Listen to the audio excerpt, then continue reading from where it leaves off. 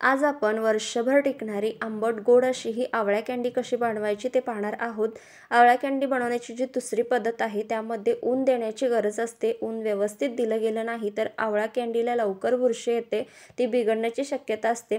पण ही जी पद्धत आहे आवळा कँडी बनवण्याची याला ऊन देण्याची गरज नाही आणि गूळ आणि साखर याचा वापर न करता अशी पौष्टिक अशी ही बहुगुणी आवळा कँडी आज आपण बनवणार आहोत। भरपूर टिप्स आणि ट्रिक्स आहेत परफेक्ट आवळा कँडी बनवण्यासाठी, त्यामुळे व्हिडिओ स्किप न करता शेवटपर्यंत नक्की पहा। तर त्यासाठी ते मी अर्धा किलो आवळे घेतलेले आहेत। आवळे स्वच्छ धुवून कॉटनच्या कपड्याने स्वच्छ असे पुसून घ्यायचे आहेत आणि त्यानंतर हे आपल्याला वाफवून घ्यायचे आहेत 1-15 मिनिटं। तर वाफवल्यामुळे याचे जे पोषक तत्वे असतात ते अजिबात कमी होत नाही, कारण आपण ते वाफवून घेणार आहोत किंवा उकळत्या पाण्यामध्ये टाकणार नाही आहोत। तर त्यासाठी ते एका मी कढईमध्ये पाणी घेतलेलं आहे आणि मोदक पात्राच्या चाळणीवर हे जे आवळे आहे ते ठेवून देऊन 1-15 मिनिटं वाफवून घेतलेले आहेत। तर वाफवून झाल्यानंतर तुम्ही पाहू शकता याचा कलर चेंज होतो आणि याला क्रॅक जातात। तर क्रॅक गेले की समजायचं आपला आवळा चांगला असा वाफवून झालेला आहे। अशा पद्धतीने वाफवून घेतलेले जे आवळे असतात त्याचं पोषक तत्व जे आहे ते अजिबात कमी होत नाही। तर आता हे जे आवळे आहेत ते थंड करून घ्यायचे आहेत। थंड झाल्यानंतर जे आवळे आहेत ते मी अशा पद्धतीने सोलून घेतलेले आहेत। तर तुम्हाला मी दाखवते, ऑलमोस्ट सगळे आवळे मी घेतलेले आहेत अशा पद्धतीने सोलून। तर अशा पद्धतीने हलकंसं वरून प्रेस करायचं, याच्या कळ्या आपोआप वेगळ्या होतात। तर हे पहा, अशा पद्धतीने या ज्या पाकळ्या आहेत आवळ्याच्या आपोआप वेगळ्या होतात आणि अशा पद्धतीने सगळे आवळे आपल्याला सोलून घ्यायचे आहेत। हे पहा, हवं तर तुम्हाला वाटल्यास साल देखील तुम्ही काढू शकता, पण याचं साल मी काढलेलं नाही। कुठे कीड लागली असेल तर ते बाजूला टाकायचं। त्यानंतर एका मिक्सिंग जारमध्ये हा जो आवळा आहे तो काढून घ्यायचा आहे। तर थोड्या थोड्या बॅचेसमध्ये हे मी वाटून घेते। तर हे पहा, हलकंसं पाणी घातलं तरी देखील चालेल, पण जास्त पाणी घालता कामा नये। हलकंसं पाणी घालायचं, 1 चमचा 2 चमचे, आणि आपल्याला हे वाटून घ्यायचं आहे। जर वाटत नसेल तर मी इथे 2 चमचे पाणी घालून हे वाटून घेतलेलं आहे आणि 2 बॅचेसमध्ये वाटून हे ते आपलं तयार झालेलं आहे वाटण। आणि आता याच मिश्रणामध्ये आपल्याला 1 कप मिश्री पावडर घालायची आहे। तर ही मिश्री पावडर म्हणजे बाजारामध्ये मोठी खडी साखर भेटते, त्याला मिश्री देखील म्हणतात। ही अशा पद्धतीने दिसते। तर ही हलकीशी बत्त्याने ठेचायची आणि मिक्सिंग जारमधून एकदम बारीक अशी आपल्याला वाटून घ्यायची आहे। तर ही मी वापरलेली आहे 1 कप। वाटल्यास तुम्ही एक्स्ट्रा अर्धा कपसुद्धा यामध्ये वापरू शकता। त्यानंतर पाव चमचा मीठ आणि पाव चमचा काळं मीठ घालायचं आहे आणि हे जे भांडं आहे ते आपल्याला डायरेक्ट गॅसवर ठेवून द्यायचं आहे। तर इथे मी गॅसवर ठेवून दिलेलं आहे। गॅसची फ्लेम इथे मी मीडियम ठेवलेली आहे आणि आता आपल्याला हे सगळं एकजीव करून घ्यायचं आहे। तुम्ही जर या चॅनेलवर नवीन असाल तर प्लीज अशाच नवनवीन रेसिपींसाठी चॅनेलला सबस्क्राईब करायला विसरू नका। बेल आयकॉनवर क्लिक करा, म्हणजे येणाऱ्या नवनवीन रेसिपींचं नोटिफिकेशन सगळ्यात आधी तुम्हाला मिळेल। रेसिपी आवडत असतील तर प्लीज लाईक करायलाही विसरू नका। तर सगळं मिश्रण मी पहिला चांगलं असं एकजीव करून घेतलेलं आहे। तुम्हाला जर आवडत असेल तर तुम्ही यामध्ये सुंठ पावडर किंवा काळी मिरी, दालचिनी, लवंग याची पूड बनवून देखील घालू शकता। याने आणखीनच हेल्दी असं हे होईल। तर आता यामध्येच 1 चमचाभर तूप मी घातलेलं आहे, याने मस्त अशी कँडीला शाईन येईल। आणि आता हे पुन्हा एकदा एकजीव करून घ्यायचं आहे। तर गॅसची फ्लेम लो टू मीडियम ठेवायची। लो टू मीडियमवर हे मिश्रण चांगलं असं शिजवून घ्यायचं आहे। त्यानंतर यामध्ये घालायचं आहे 1 चमचा कॉर्नफ्लॉवर। यामध्ये थोडंसं पाणी घालून मी याची स्लरी बनवून घेतली, ती घालायची आहे आणि पुन्हा एकदा चांगलं मिक्स करून घ्यायचं आहे। तर हे मिश्रण लो टू मीडियम गॅसवरच आपल्याला शिजवून घ्यायचं आहे।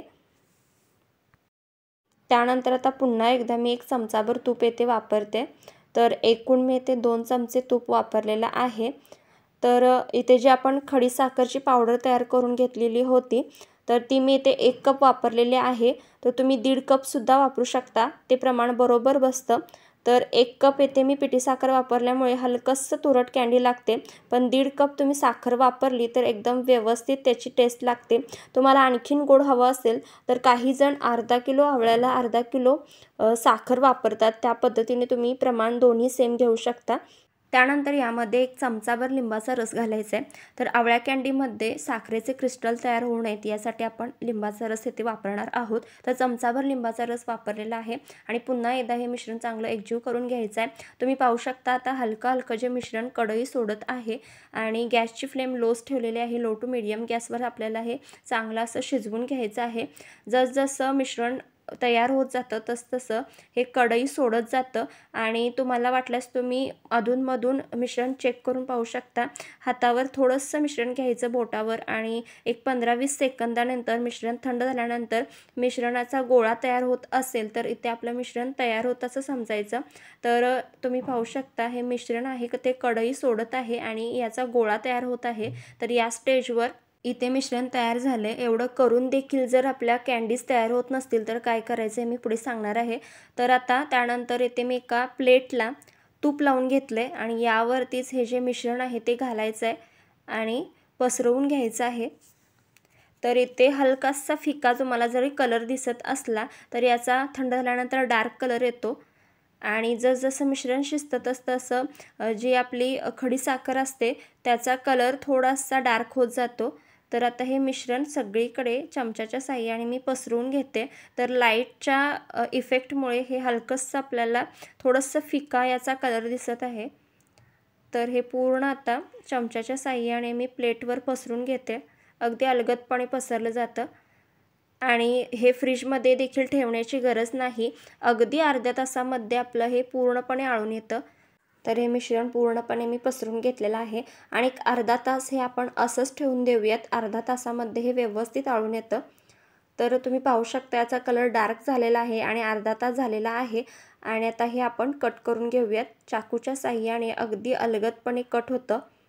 तुमचं एवढं सगळं करून देखील जर कँडीज नीट पडत नसतील तर समजायचं की मिश्रण आपलं आळून आलेलं नाही। पुन्हा एकदा तुम्ही लो गॅसवर एक 5 ते 10 मिनटं मिश्रण चांगलं शिजवून घ्यायचं आहे आणि मधून हाताने चेक करून पाहायचं। जर मिश्रणाचा गोळा होत असेल तर आपलं मिश्रण व्यवस्थित शिजलं गेलेलं आहे। कँडीजसाठी लगेचच थापटून घ्यायचं आहे आणि तुम्ही इथे पाहू शकता अगदी अलगदपणे या आपल्या कँडीज तयार होत आहेत आणि प्लेटला अजिबात मिश्रण चिकटलेलं नाही आहे। एकदम व्यवस्थित अशा या आपल्या कँडीज तयार होतात। या तुम्ही वर्षभर स्टोअर करून ठेवू शकता, फ्रीजमध्ये सुद्धा ठेवू शकता। तर तुम्ही पाहू शकता प्लेटला अजिबात येते काहीही मिश्रण लागलेलं नाही आहेत। आता हे सगळं आपण कट करून घेतलेलं आहे। तुम्ही पाहू शकता मस्त अशी शाईन आलेली आहे याला आणि मस्त आंबट गोड अशा या लागतात आणि चटपटीत बनवण्यासाठी काय वापरायचं हे मी व्हिडिओमध्ये सांगितलेलंच आहे। तर इथे आपल्या वर्षभर टिकणाऱ्या आंबट गोड अशा आणि विशेष म्हणजे एकदम पोषक तत्वांनी युक्त अशा या आवळा कँडीज तयार आहेत। लहान मुलांना चॉकलेट्स देण्याऐवजी तुम्ही अशा पद्धतीच्या कँडीज बनवून ठेवू शकता आणि त्यांना देऊ शकता। व्हिटॅमिन सी आणि भरपूर पोषक तत्वांनी युक्त अशी ही कँडीज तयार होतात। तर तुम्हाला रेसिपी कशी वाटली प्लीज कमेंट करून नक्की सांगा। जितक्या जास्त जमेल तितक्या जास्त नातेवाईकांना, फ्रेंड्सना हा व्हिडिओ आवर्जून शेअर करा। वेळात वेळ काढून ही रेसिपी पाहिल्याबद्दल तुमचे खूप खूप आभार। व्हिडिओला लाईक आणि चॅनेलला सबस्क्राईब करायला विसरू नका।